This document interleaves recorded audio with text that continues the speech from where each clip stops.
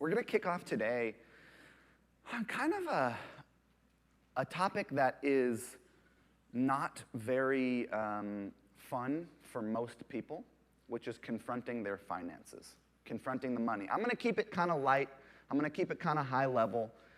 My experience with money is that I grew up identifying as poor, hand-me-down clothes, eating the school lunches, just not having a lot of money. We were very rich with love and other things, but we did not have a lot of surplus money. And the water would get turned off, the electricity would get turned off, people would fall through the floor because it was wet and moldy. It was kind of, it was rough in certain places, certain times. But I now have the experience of having more money than pretty much anyone that I know. So I've kind of traveled this path of not having a lot of it to having a lot of it. And there's a couple kind of key things where I have a kind of a unique perspective because I get to relate with tens of thousands of entrepreneurs at every stage of the game every year. And one of the things I always ask people about is what's going on with the money? How are you treating it? How does it feel? I kind of have some questions that I ask that illuminate where people are in relationship to their money.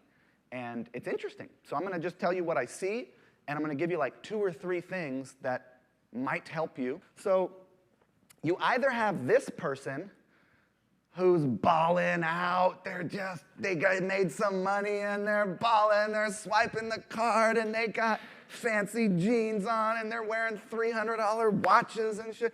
So that's one avatar and it's so common when you first make money. I have this really funny story. Is Carrie in the room? I'm going to tell my costume wig story. So Carrie and I, we sold our first business, sort of somewhere in the early or mid part of 2012 for a couple $100,000, which at the time, if you've never had a big chunk of money all at once, it's very different from not having a big chunk of money all at once. and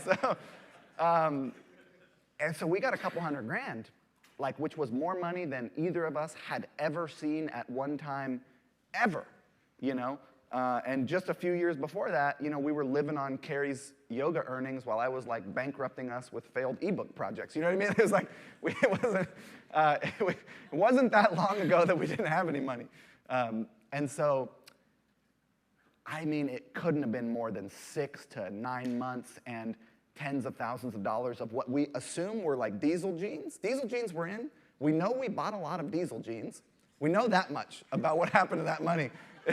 We bought a lot of diesel jeans, and I got some computer stuff, and she joined the circus club, which is the whole thing. But point is, most people who run into money for the first time are tempted to spend it.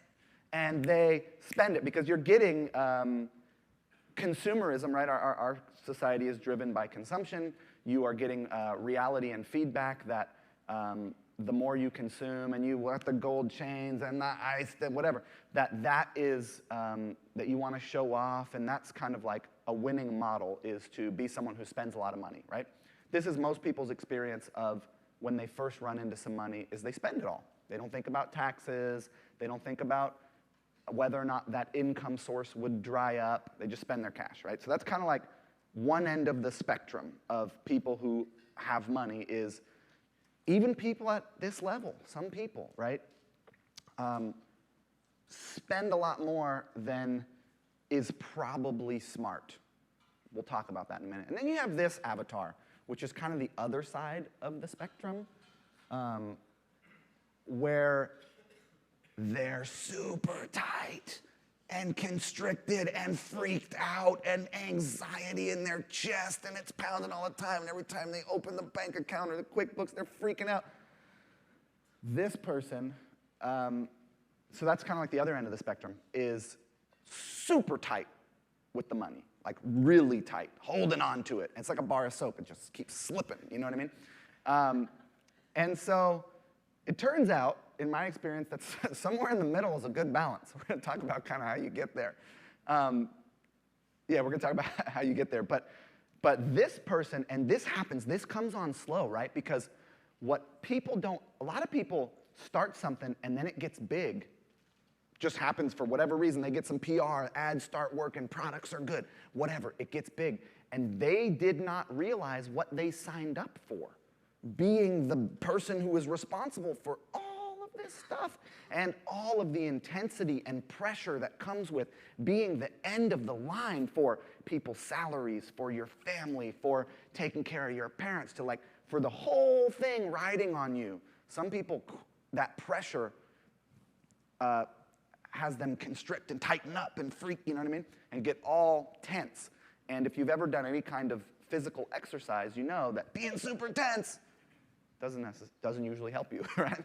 You want to be somewhere in the middle of relaxed and also able to be tense when you need to. So this is kind of like where some people live, is in that crazy, anxious, freaked out about the money spot. A healthy spot. This is so hard to achieve, but this is like, there's very few people who get here, but this is healthy. 12 months of the business liquid, meaning all your staff salary, all your advertising costs, inventory money for a year.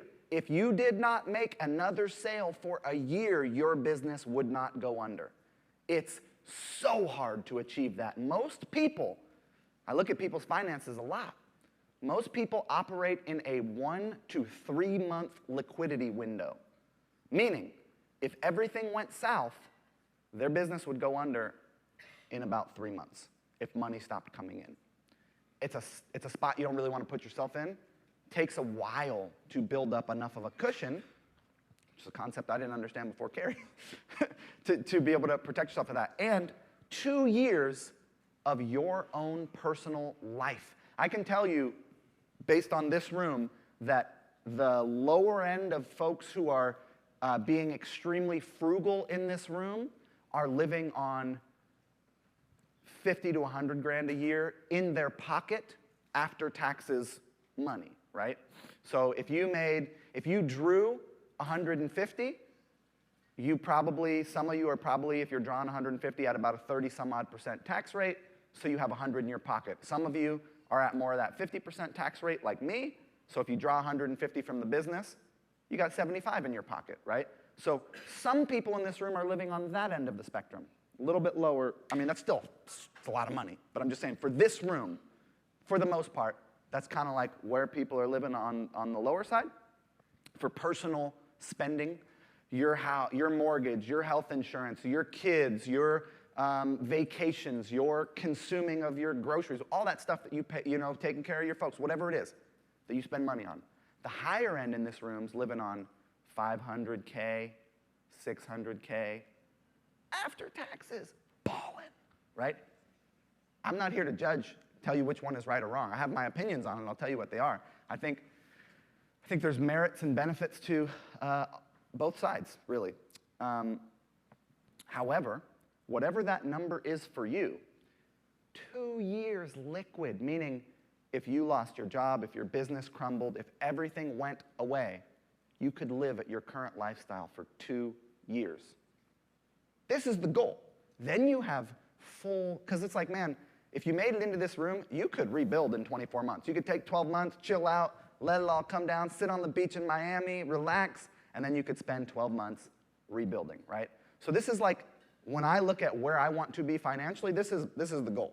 I want 12 months liquid of the business, and I want 2 years liquid of my living my life. And so if you're not, most people are not thinking this far ahead in relationship to their money. They're not planning for this. And if you don't have a plan and you're not deliberate, you'll never create it. It'll just be whatever your status quo is. So you want to have some level of goal. Maybe it's 6 months and 1 year for you. Maybe that's more reasonable. I tend to have big goals. I'm shooting for the moon. But that is kind of like what you want to go for, and it's hard to get there, and it takes practice and deliberation.